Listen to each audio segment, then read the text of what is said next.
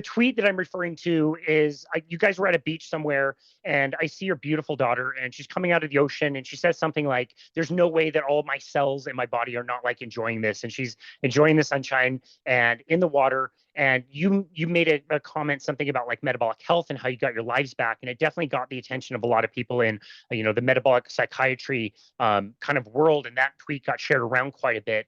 Um, it, Before we got on, you told me that your son had an amazing weekend. He was playing basketball. They won their tournament. Your daughter's active and enjoying things. Before we dive into the pre-story, tell us what it's like to just have a random weekend like this weekend where your life is not centered around your daughter's bipolar and you guys got to like enjoy just like a normal weekend. What did that feel like? This is like, it's like coming out for fresh air.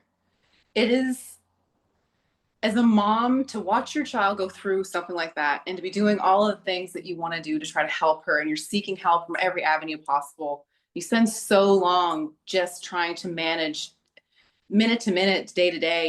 You can't even plan ahead to do things. To be able to just be together as a family, the four of us, just enjoy our time together without worrying that she's going to get overstimulated or worrying that her mood is going to change things, or one of us is going to have to stay home so that we don't have to worry about all those things.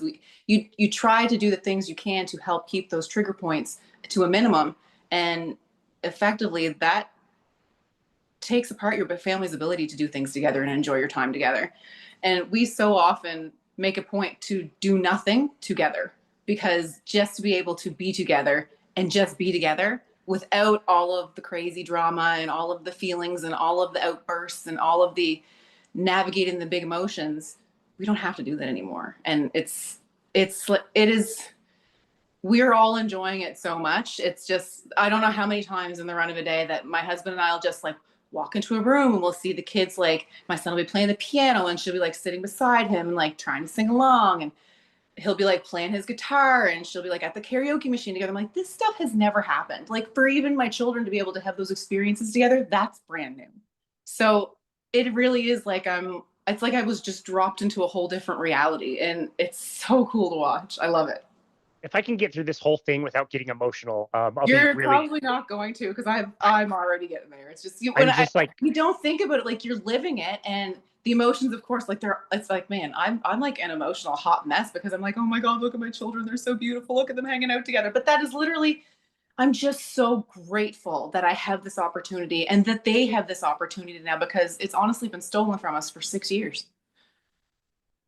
it's stunning. I've got whole body chills right now, and it's interesting. Like doing the podcast, we talked to so many people with stories to tell, and they're at a certain point where they might have ways to go, but they're like on the other side of it, and you have such a hard time imagining. Like I know you now. I didn't know the version of you. I believe you told me that you were like 80 pounds overweight. I can't even like imagine that. And to do the call that we did last week, and I'm talking to both of you, and I see your daughter, and she's an angel, and she's just nice, and she's calm.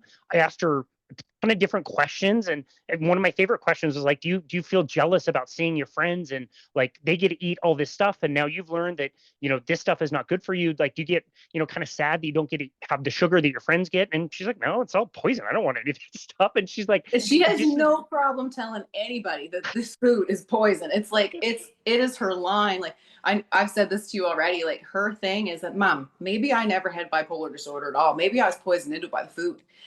And she understands very much what's happened with the food. That was part of this whole journey, right? Was actually, teaching my kids what I was learning about what's going on with the food, why our bodies are doing the things they're doing when we're eating these foods. And she just drives it home, because I'm living this with her every day, and I'm seeing the effects of what happens so quickly by just eliminating the food supply. So why wouldn't she feel that way? Like, we did everything else, and then for her to find relief so quickly, of course she feels that way. And I mean, that's worth some investigation. wow. That's absolutely stunning. Yeah, like when we interview somebody who had Alzheimer's, that was moderate or severe, and like they no longer have Alzheimer's, and they're having conversations with us. And my friend Robin, who dealt with bipolar for 2 decades, like that could have so easily been your daughter and her life, and just being mostly like comatose on the couch, heavily medicated. It just would have been such a different ending story if you guys hadn't found this stuff. So before we get to her and her story, I do want to hear about you and your health story, because like I said, at the very least, I know you've lost a tremendous amount of weight. weight. I can't even, like I said, like picture you at a different size than what you are today. Obviously, very, very healthy. Can you tell us like kind of where the roots of the story that eventually led to your daughter kind of started? Absolutely. So when I was growing up, my siblings and I, we all ate the same food. My mom and dad made sure we had like good homemade food. We ate good meals at supper time and stuff like that. But I mean, theoretically, we're still eating the standard Western diet. We weren't mounted like eating mounds of junk food, and I wasn't feeding my kids mounds of junk food. But growing up, my siblings and I were a very different body type. I was overweight and none of them were.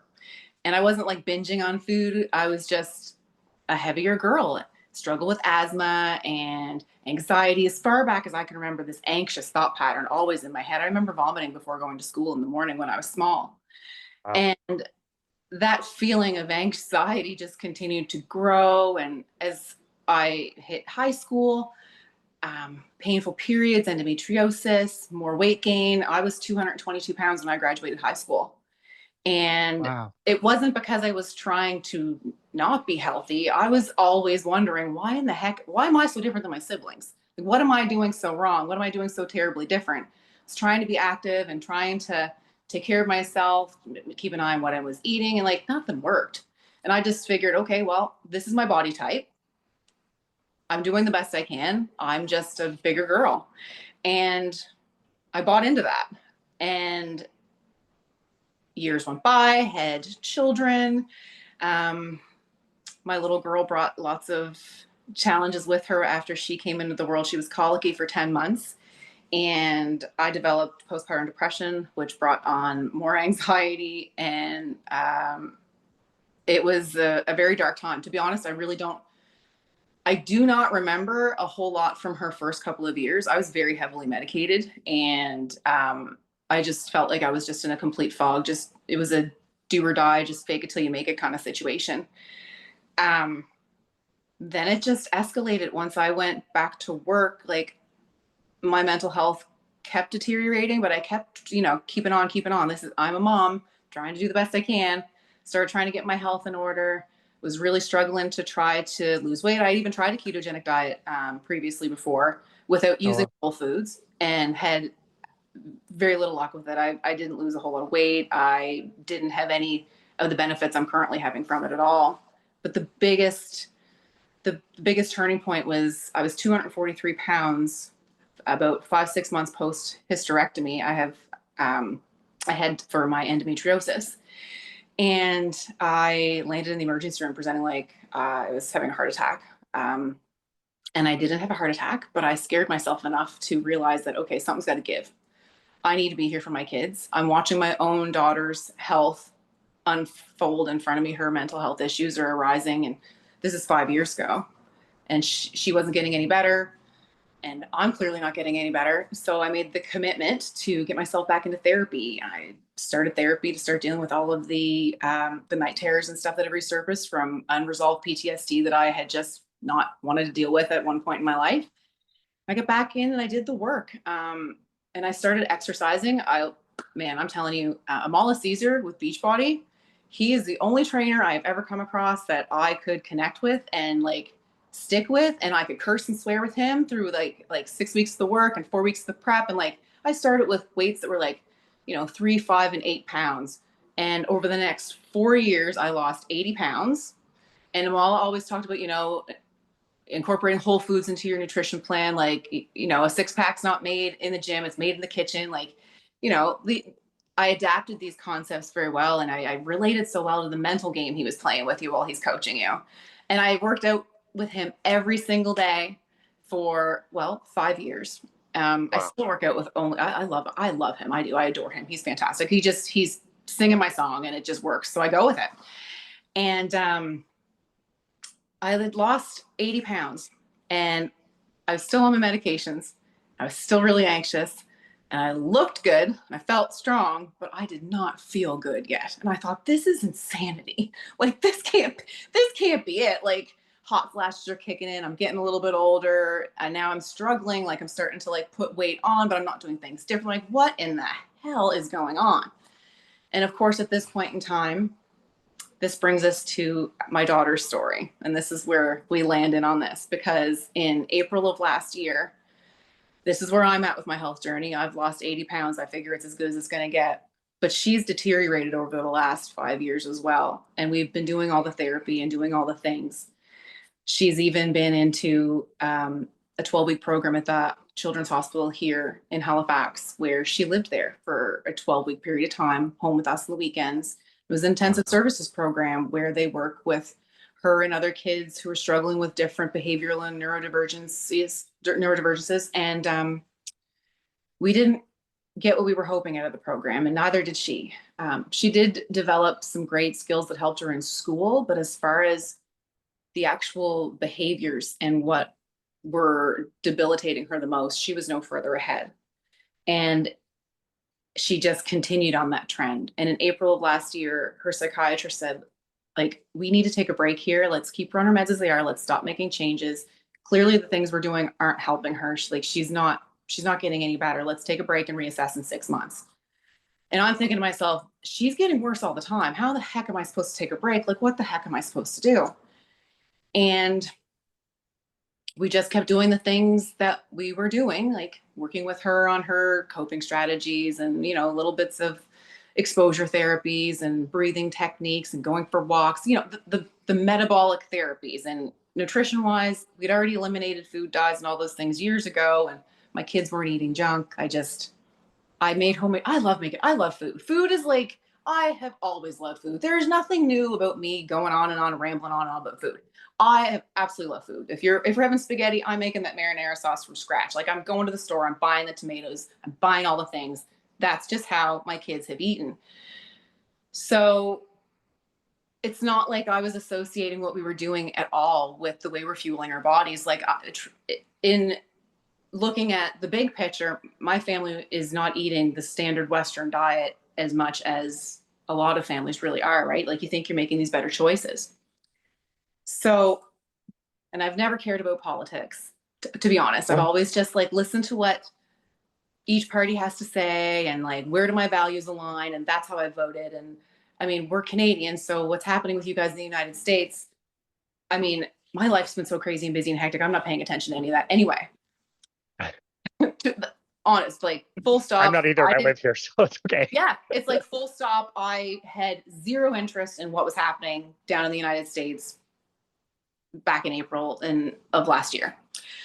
But when August 23rd rolled around and I was just scrolling mindlessly, and I saw that RFK was having a press conference and there was media buzz that he was going to be suspending his own campaign. I've always been fascinated by the Kennedys. Like, I loved history in school and learned all about JFK. And I thought, okay, this is weird, but something inside of me was telling me to watch it. I don't know what it was. I couldn't even describe it. It's just, I had this feeling in my gut that said, you got to watch this. And my husband even looked at me like I had 5 heads. He's like, you don't care about this stuff. Why do you watch it? Why do you want to watch it? I said, I don't know. Just watch it with me. And he starts talking about the chronic disease epidemic amongst our kids and the mental health epidemic and how sick everybody is. And I'm like, man, like, you just have to look around. This is not just an American problem. We're struggling with the same issues here at home. And he talks about watching Dr. Casey Means and Calley Means on Tucker Carlson and to pick up the book.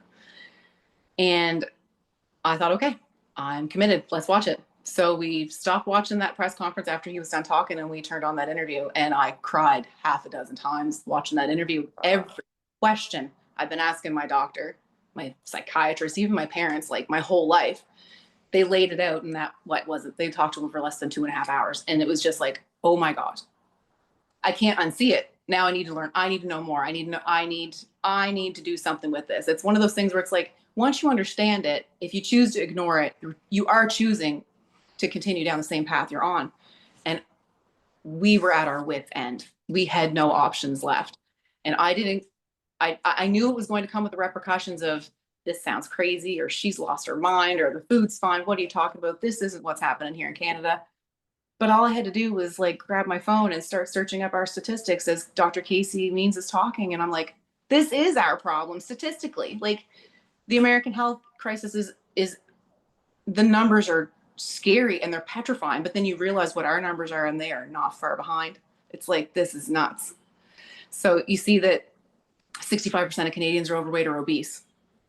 Okay, 70% of the Americans are too. And it's like every stat's lining up. It's like, this isn't accidental. This isn't coincidental either. It's like, it's time to pay attention. I ordered her book. I read that book. I threw out $1,500 worth of groceries. I went to the farm. I found myself a farmer I could buy my beef from and buy my pork from and get my eggs. And I started shopping local.